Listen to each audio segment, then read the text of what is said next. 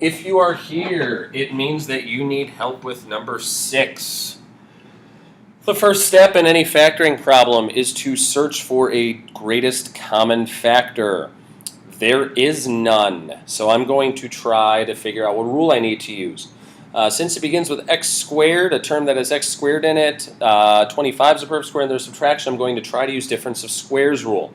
The problem is I cannot use difference of squares rule for this one. The reason is, again, I would need to create similar parentheses, one being a plus, one being a minus, but everything else being the same.